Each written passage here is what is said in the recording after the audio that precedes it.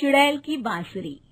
एक सुहाना सा दिन होता है और मगन, रामलाला, चंदन, राजन, तपन और गोलू के पापा गांव के बरगद के पेड़ के नीचे बैठकर अपनी शाम की गपशप कर रहे हैं। अरे रामलाला और चंदन, तुम्हारी फसल कैसी चल रही है इस साल? अरे बंधु, क्या बताएं, बारिश ने तो परेशान कर रखा है।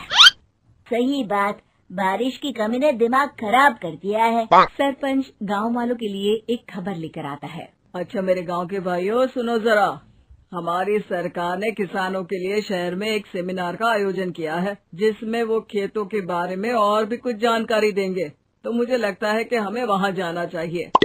सरपंच जी, मेरे खेतों में कीड़ों ने परेशान कर दिया है, उसके लिए कुछ जानकारी मिलेगी क्या? बिल्कुल, तुम्हारे खेतों के बारे में तुम्हें सारी जानकारी देंगे वो लोग। तुम तीनों को जाना चाहिए, बहुत फायदा होगा तुम्हें उससे। ये कहकर सरपंच वहाँ से चला जाता है और तीनों सोचते हैं कि वो शाम के वक्त मैदान पर मिलेंगे और वहीं से रवाना हो जाएंगे। तीनों दोस्त मैदान पर मिलते हैं और जैसे ही निकलना शुरू करते हैं तभी एक बांसुरी की आवाज सुनकर वो भी उसी ओर सम्मोहित स्थिति में चलना शुरू कर देते हैं। कुछ बच्चे हर बार की तरह अपना दोपहर का फुटबॉल का गेम खेल रहे हैं। पकड़ लिया, पकड़ के दिखा मुझे, इतना भी नहीं कर सकता। अच्छा, कितना भागेगा? आखिरकार तो मेरी पकड़ में आ ही जाएगा। हाँ, तुझे पता नहीं तपन, राजन कितनी तेज दौड़ लगा सकता है। खेलते खेलते अचानक से एक बांसुरी की मीठी आवाज सुनाई पड़ती है। सारे बच्चे उसका पीछा करने लगते हैं। शाम हो गई है और बच्चों के घर न आने की वजह से उनकी माँ मैदान में पहुँच जाती है। राजन बेटे, अरे ओ राजन बेटे, किधर चले गए? इतनी देर हो गई, घर वापस क्यों नहीं आए बेटे? तपन बेटा, चलो घर, शाम हो गई है, कितना खेलोगे? और गोलू, ओ गोलू! तीनों की माँ एक दूसरे को देखने लगती है और उन्हें एहसास होता है कि उन तीनों के बेटे घर आए ही नहीं। अरे राजन और गोलू की मम्मी, आप इधर? राजन और गोलू घर नहीं आए क्या अभी तक?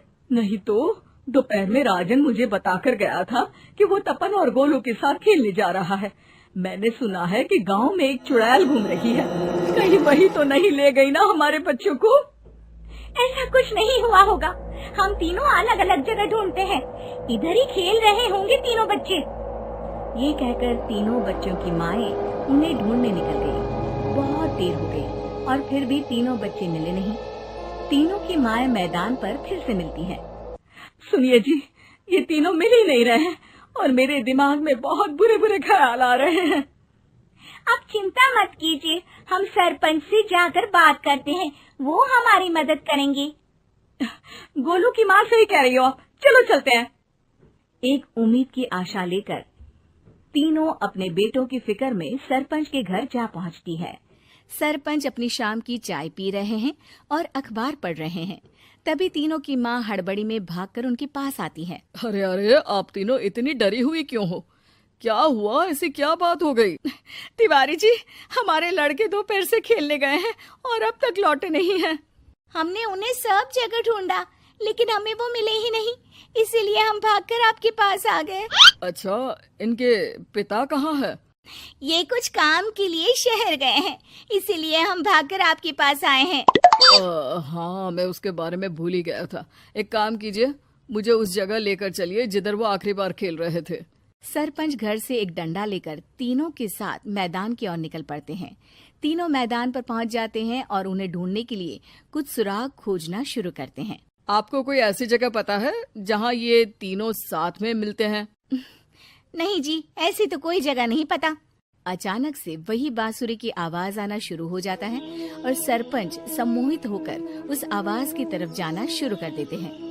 अरे तिवारी जी, आप ठीक तो हैं? कहाँ जा रहे हैं? अरे ओ तिवारी जी, वो हमें सुन नहीं पा रहे हैं क्या? सरपंच बांसुरी की धुन में झुककर उसी दिशा में आगे बढ़ रहे थे। ये आवाज कैसी? ऐसा लग रहा है कि कोई बांसुरी बजा रहा हो। हाँ, सरपंच जी भी उसी दिशा में जा रहे हैं। सरपंच का पीछा कर तीनों मैदान के टूटे हुए बंगले पर पहुंच गए और सरपंच के पीछे दरवाजे के अंदर घुस गए। तीनों बंगले के अंदर झांकते हैं तो देखते हैं कि बहुत अच्छे से संभाला गया है बंगला। उतने में एक हंसी की आवाज आती है। मेरी बांसुरी, तूने मुझे आज तक कभी तंग नहीं किया। हमेशा अपने जादू से लड़कों को खींच लाती है। ये बोलते ही राजन की माँ को तीनों बच्चे और उनके पिता वहाँ चुड़ैल के पास लेटे हुए दिखते हैं। अरे वो देखो गोलू के पापा। अरे रे। अरे गोलू की माँ, आप चुप रहिए ना जरा। उस चुड़ैल ने देख लिया तो हम भी फंस जाएंगे। इन्हें बचाएगा कौन? लगता है ये शहर गए ही नहीं और इस चुड़ैल ने इन सबको भी यही बुला लिया है।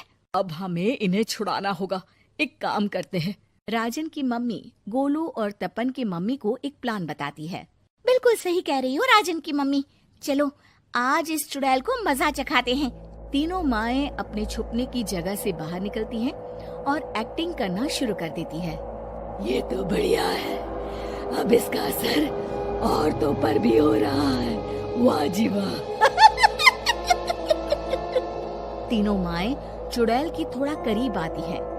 राजन और गोलू की माँ चुड़ैल को पकड़ लेते हैं और तपन की माँ बांसुरी हाथ से पकड़कर तोड़ देती है। अरे पागल औरत, ये क्या कर दिया? मेरी बांसुरी को तोड़ दिया। अब मेरी शक्तियाँ खत्म हो जाएगी।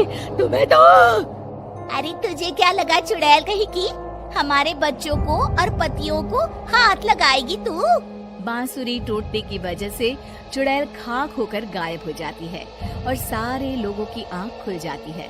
सब अपने परिवार को लेकर उस बंगले से बाहर निकल जाते हैं। कहते हैं ना,